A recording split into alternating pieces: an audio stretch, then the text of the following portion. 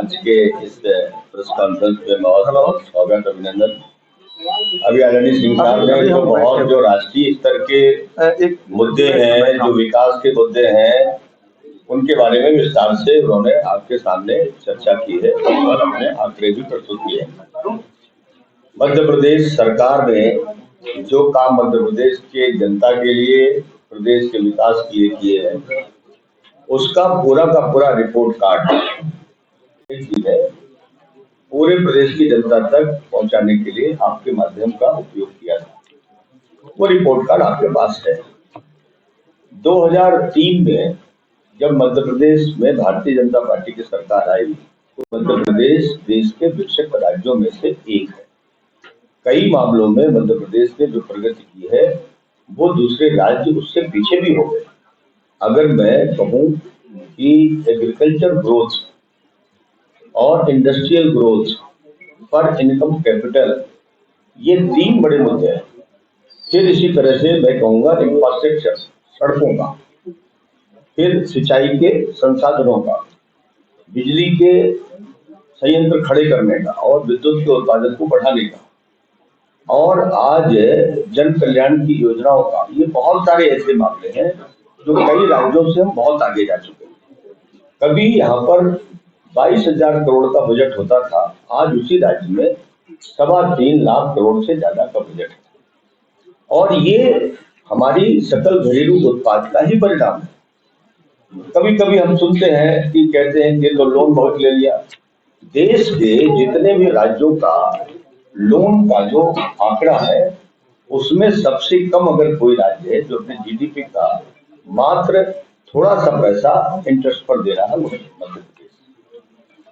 Development के साथ साथ भी इस बात को हम और आप नकार नहीं सकते, सब आंकड़े हैं उस बात के। और ये आंकड़े मेरे नहीं है, ये बड़ी बड़ी एजेंसियां जो इस तरह का अध्ययन करती है उनके आंकड़े। आज मध्य प्रदेश में जितनी बड़ी संख्या में केंद्र सरकार की योजनाओं का लाभ जन जन तक पहुंचा है, ये एक ऐसा उदाहरण है। 2018 में जो हम चुनाव में गए तो हम देखते थे कि सारे परिवार कवर नहीं हुए, कुछ परिवार कवर हुए थे सरकार की योजना से।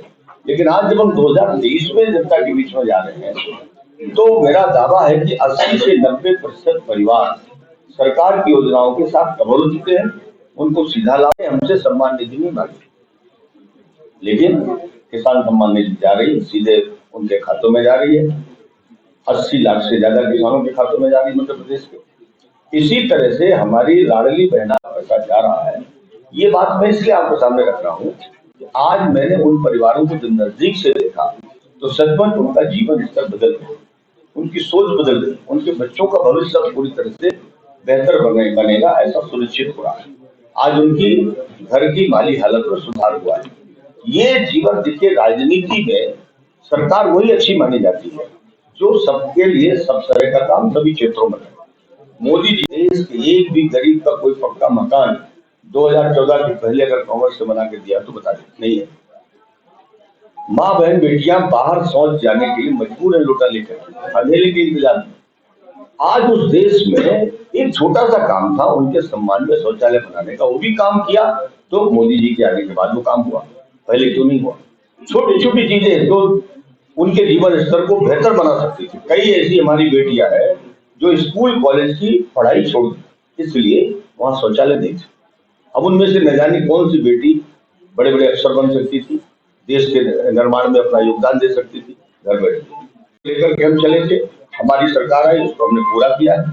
हम कांग्रेस से भी पूछते हैं, आपने जो अपना घोषणा पत्र में लिखा था कितना पूरा किया, कितना नहीं किया। 2018 में जो वादा किया, 15 महीने सरकार रहने के बाद भी एक वादा पूरा नहीं किया। फिर से झूठ का पुलिंदा लोगों के बीच में रख दिया है और उससे लोगों को गुमराह करने का प्रयास कांग्रेस कर रही है। लेकिन भारतीय जनता पार्टी जो कहती है वही करती है और जो लोग चाहते हैं उसी का अनुरूप हमारी सरकार काम करती है। ये मुझे आपसे निवेदन करना। हमने एक रिपोर्ट कार्ड आपके पास भेजा है। हमने सतना के 20 सालों में हमने जो काम किया है, सवाल उठे हैं तो हमने कहा है 20 सालों में केंद्र और राज्य सरकार की जितनी बड़ी बड़ी योजना है सबको हमने यहाँ उतारा है, आपके सामने है। चाहे वो स्मार्ट सिटी हो, चाहे मेडिकल कॉलेज हो, चाहे वो सिंचाई के संसाधन हो, चाहे हर घर में नल से जल पहुंचाने का हो, चाहे वो विश्व स्तरीय रेलवे स्टेशन का प्रोजेक्ट हो, चाहे वो रिंग रोड राष्ट्रीय राजमार्ग की हो, चाहे पर्यटन की दृष्टि विस्तार हो, चाहे वाइल्ड टाइगर सफारी हो, चाहे जैव विविधता पार्क हो, ये सारी चीजें हमने किया और वो सारी चीजें हमारे सामने हमने लिख करके दिया है। और अगला हमारा प्रयास है कि अब चूंकि लोकसभा का काम के साथ साथ पार्टी ने हमको विधानसभा में चुनाव के लिए खड़ा किया है और अब ज्यादा समय सतना के विकास को मिलेगा, सतना वालों को मिलेगा और सतना को एक महानगर की तर्ज पर हम इसको बनाना चाहते हैं। ये हमने दिया है, फिर भी हम चाहते हैं कि सबके पास ये पहुंच जाए और इसका फोटो ले लीजिए। अभी हम बंटवा हमारी मध्य प्रदेश सरकार ने एक कानून बना करके उन सारी अवैध और जो बस्तियां थी उनको सबको वैधानिक दे दिया है। अब वहां पर हम सारे इंफ्रास्ट्रक्चर के काम कर पाएंगे और उसी तरह जो हमारा सतना नगर निगम क्षेत्र है ये एक नजूल क्षेत्र है। अब नजूल की जमीन पर जिनका घर सरकारी के तौर पर बना हुआ है उनको हम लीज दे रहे हैं, 30 साल की लीज दे रहे हैं और उसी के आधार पर हम उनको मालिकाना हक बनाएंगे। और अगर कोई इस तरह का अतिक्रमण कोई हट रहा है, बड़े प्रोजेक्ट के लिए हट रहा है, वो अलग विषय है। आपने मुझे ध्यान आदेश किया, मैं उस विषय पर विचार मैं करूंगा, क्योंकि वो आचार संहिता कुछ इससे ज्यादा कह नहीं पाऊंगा। लेकिन इस वक्त यही मैं कहूंगा कि एक व्यक्ति को जो घर बना करके सतना क्षेत्र में रह रहा है उसको मालिकाना हक दिलाने का काम हम लोग कर रहे हैं। प्रधानमंत्री आवास भी उन्हीं को अब मिलेगा जिनके पास अब लीज होगी, क्योंकि प्रधानमंत्री आवास में दो तीन घटक है। उस घटक में एक ये है कि भाई उस जमीन का आपके पास अधिपत होना चाहिए। बगावत तो देख रहा है तो कांग्रेस में देखिए, कुर्ता फाड़ो आंदोलन कांग्रेस में चल रहा है। भारतीय जनता पार्टी में देखिए स्वाभाविक रूप से हर कार्यकर्ता अपनी योग्यता के आधार पर टिकट मांगता है, उसका हक भी है और वो योग्य है भी। लेकिन पार्टी निर्णय तो किसी एक पर ही करती है, थोड़ा मन में असंतोष रहता है, पीड़ा रहती है, लेकिन बातचीत के चलते उनको हल करने का प्रयास हो रहा है। हम लोग